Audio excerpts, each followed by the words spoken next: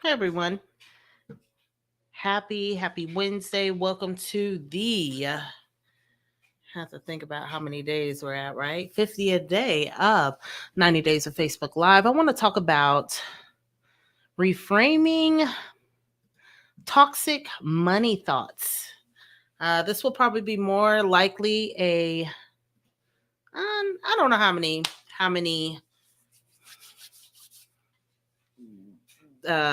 many lives I will do over this, but I will go over some of money thought patterns. This is from rebootexperiences.com. 10 toxic money thoughts on how to reframe them. So, just wanted to give you the source there and where I get that from. So, there's a lot of resources out there about money mindset. A lot of times, a lot of people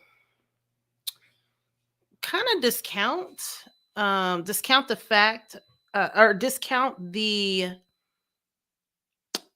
actual influence and impact that your money thoughts can have over your financial situation. And so a lot of people just say, okay, only thing I need to do is just spend less, like don't spend more what I make, and then all my money situations will be gone. Well, yes, that's the thing, but it is more about your psychology and your philosophy about money. So let's go into it. um, we're going to go into some of the toxic money thought patterns that you will want to reframe. And if you don't want to, that's fine. So, money is stressful and complicates relationships, right? I think I may have seen this. You guys may have seen a lot of rich people or wealthy people get divorced, right? Some of the biggest names that you can think of. I have one in my head, right? Microsoft. But like because the Bible says that the Bible reigns on the just and the unjust, right? That whenever we see something bad happen to someone that's wealthy, we like to say, okay, well, that's because of money. Like we want to point it back to that. We don't want to point it back to something that is the real root cause, because the truth is that if money does complicate relationships, then why do people who aren't wealthy break up? Why are their relationships complicated? So the thing is that there has to be a reframe around our money, that instead of money being stressful, because the Bible says, God can add wealth and riches with no sorrow. The reframe that you want to have is money can be joyful and a tool to deepen relationships. Understand that they put money in its place. That money is a tool to deepen relationships. Money doesn't deepen the relationships. It can be a tool, right? Um, and the thing is that yeah, we just gotta reframe. Like, I don't want to make too much money because I don't want to um mess up our relationship, right? Well, the thing is that if your relationship's jacked up, it's jacked up, right? So, whatever kind of stress that you put on your relationship that's already complicated is going to complicate things even more.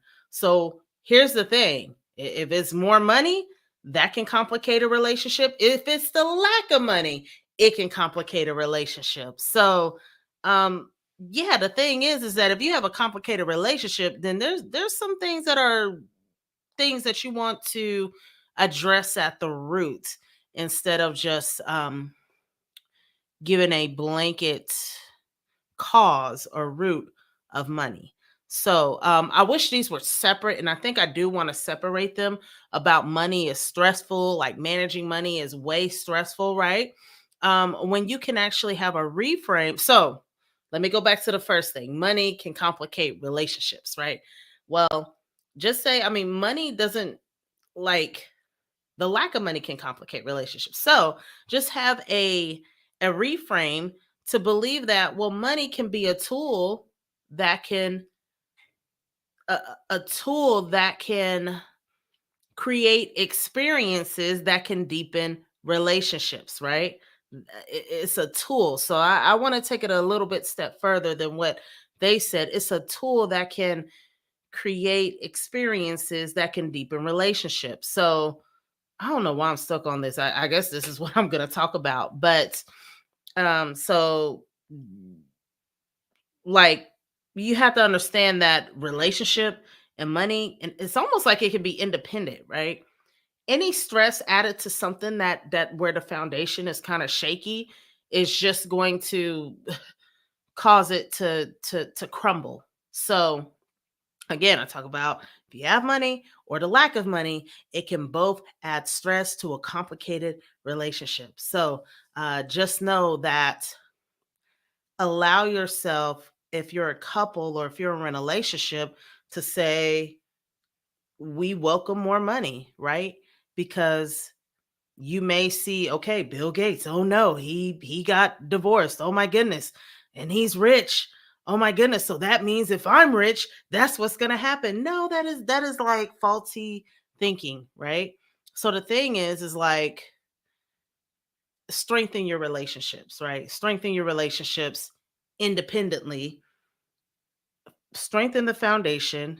you know I know with me and my husband, it's founded on God, right? We make sure that that is the pillar, that is the foundation of our relationship, right? That he loves me as Christ, loves the church, right? And so the thing is that you want to have a good solid foundation so that when something comes, the money or the way lack of money, that you have something else to hold on to, when things come, right? When the wind comes, when things try to take over, have something that's deeper than the surface level of money. Let me see if there's any comments. Okay, I don't see no. I see a couple people on here. So, um, yes. So I think that's all I'm gonna go over today, and I'll go over the rest of them later. So I thought I was gonna go over. I was gonna read through the list, but um, mm, yeah, that's what I'll do. So y'all have a great night and God bless.